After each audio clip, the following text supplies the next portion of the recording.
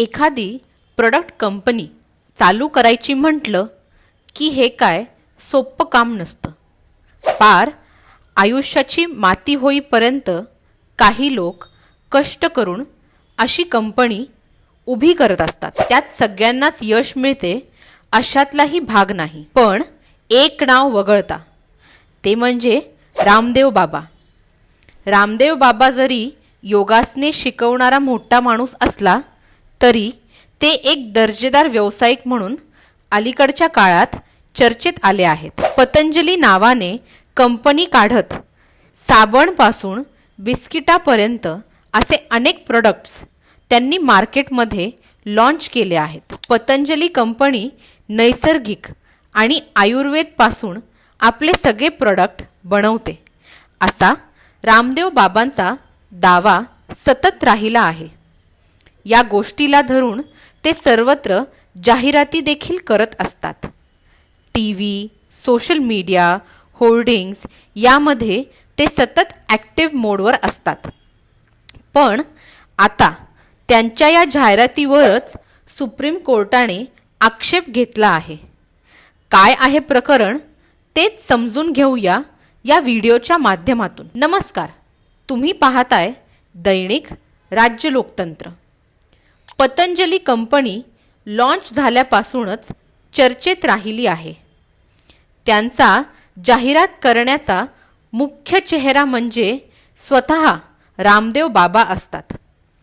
पतंजली आयुर्वेद कंपनीच्या जाहिराती या खोट्या असतात असा सतत दावा केला जात होता.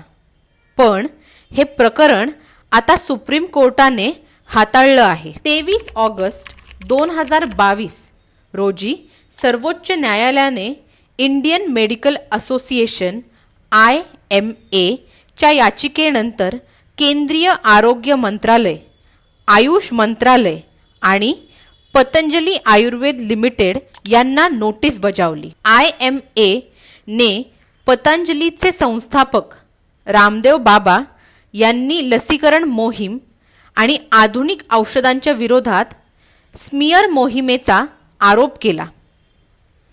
त्याच वर्षी नोव्हेंबरमध्ये सर्वोच्च न्यायालयाने पतंजली आयुर्वेदला विविध आजारांवर उपचार करण्याच्या औषधांच्या परिणामकारकतेबद्दल आपल्या जाहिरातींमध्ये खोटे आणि भ्रामक दावे पसरविण्यापासून सावध केले होते.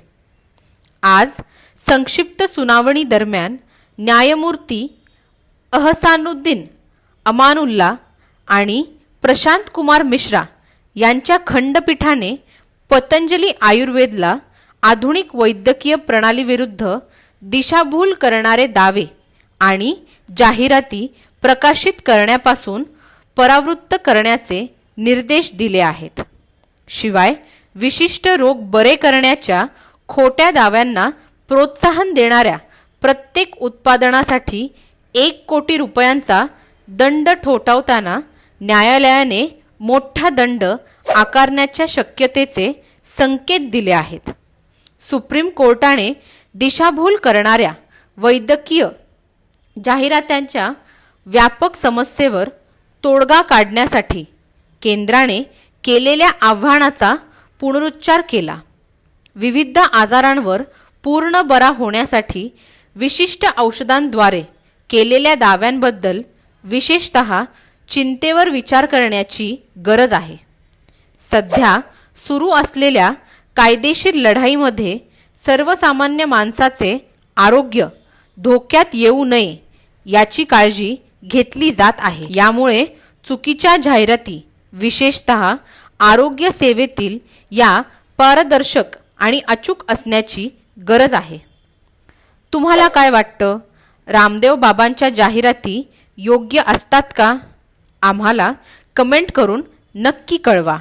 आणि जर राज्य लोकतंत्र चॅनलवर नवीन असाल तर चॅनलला सबस्क्राईब करायला विसरू नका. धन्यवाद.